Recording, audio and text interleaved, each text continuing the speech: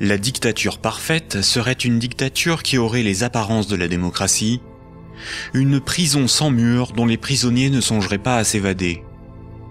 Un système d'esclavage où, grâce à la consommation et au divertissement, les esclaves auraient l'amour de leur servitude. Aldous Huxley, dans Le meilleur des mondes.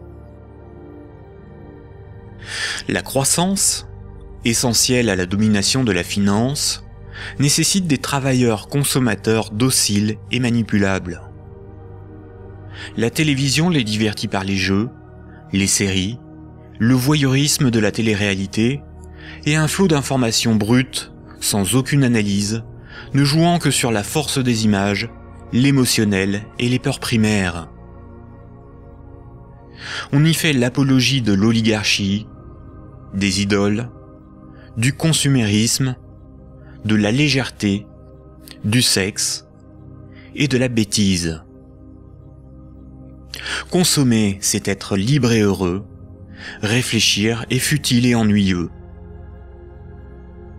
Le vocabulaire est réduit, le sens des mots dévoyé, de sorte qu'il n'est plus possible de penser la réalité.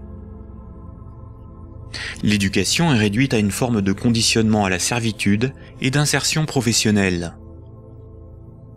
Un individu inculte n'a qu'un horizon de pensée limité, et plus sa pensée est bornée à des préoccupations futiles, moins il peut se révolter. La destruction des États-nations, de la cellule familiale, la négation des identités culturelles, religieuses et sexuelles, sont les moyens de supprimer tous leurs repères aux individus. Ils n'ont alors ni l'environnement social et institutionnel, ni les ressources mentales pour s'opposer à la domination mondiale des multinationales et de l'oligarchie financière, politique et capitalistique. Il faut comprendre que la télévision, la radio et la presse sont des médias unidirectionnels, alors que l'Internet est multidirectionnel. Les médias unidirectionnels sont maîtrisés par un petit nombre de personnes soigneusement sélectionnées par les oligarchies politiques et financières pour délivrer des programmes servant leurs intérêts. L'opinion du citoyen est ainsi formatée, maîtrisée, contrôlée. À l'inverse, sur l'Internet, tous les intellectuels, philosophes et journalistes peuvent s'exprimer, partager leurs analyses, et le citoyen peut librement choisir ses sources d'information, partager ses opinions et en débattre.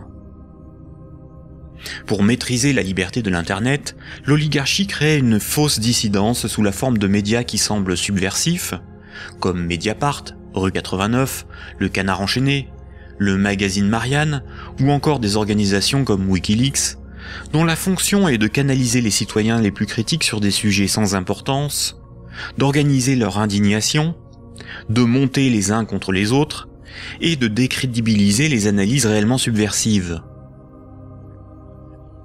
Et quand le prêt-à-penser perd trop de terrain, la liberté d'opinion et d'expression n'existe plus. L'Internet tout entier est diabolisé au nom de la démocratie, de la République, ou encore de la lutte contre un terrorisme fictif ou fabriqué.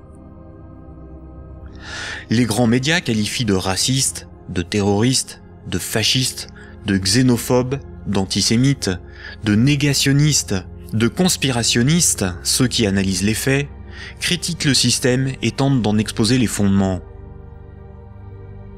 Ces grossiers amalgames visent à empêcher le public d'écouter leurs discours, d'étudier leurs arguments et de débattre de leurs idées. Tout comme ce sont les banques qui décident ce qui doit être financé en fonction de leurs intérêts, dans les médias dominants, c'est l'oligarchie qui décide l'information qui doit être diffusée en fonction là aussi de ses propres intérêts.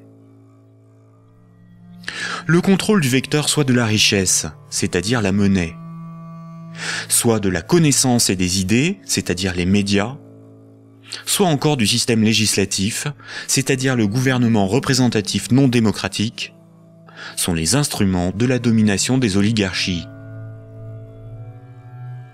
Dès lors, il ne faut pas tomber dans la provocation, l'extrémisme ou la violence. La violence et la provocation sont ce que le système attend pour justifier la censure, le contrôle d'Internet et la mise en place d'un État policier. Il ne faut pas non plus dépenser son énergie sur des détails. Il faut au contraire remettre en cause les fondamentaux sur lesquels repose ce système de domination. Tous les mouvements progressistes, sociaux ou alternatifs, quelle que soit leur forme, associations, partis politiques, ONG, et quelle que soit leur cause, devraient faire la promotion de 3 changements décisifs pour le monde de demain. Premier point. Remettre la création monétaire au service de l'intérêt général.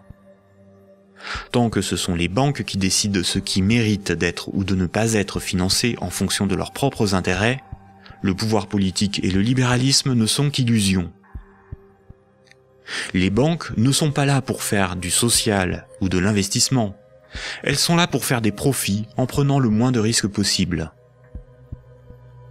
Deuxième point. La création monétaire par le crédit à intérêt et la destruction monétaire lors du remboursement des crédits forment un système pyramidal obligeant l'humanité à détruire la planète pour le seul profit de la finance. Nous devons mettre en place un système monétaire permettant d'adapter notre niveau de vie aux ressources de la planète et garantir ainsi un environnement viable aux générations futures. Troisième point. Instaurer un système politique réellement démocratique. Seule une véritable démocratie permettra de garantir que les 2 premiers points sont durablement défendus. Contrairement à ce que les élites veulent nous faire croire, des peuples éclairés sont tout à fait à même d'établir une politique qui défend leurs propres intérêts et les intérêts des générations futures. Ces 3 points sont intimement liés. Sans une monnaie réellement publique, le lobby bancaire aura toujours la capacité de faire plier les gouvernements et changer les institutions. Un régime réellement démocratique, où c'est le peuple qui vote lui-même les lois, permet à la nation de s'opposer à toute privatisation de la monnaie et est la garante du maintien de la finance au service de l'intérêt général. Une création monétaire publique et l'instauration d'une véritable démocratie sont indissociables, car l'un est le garant de l'autre.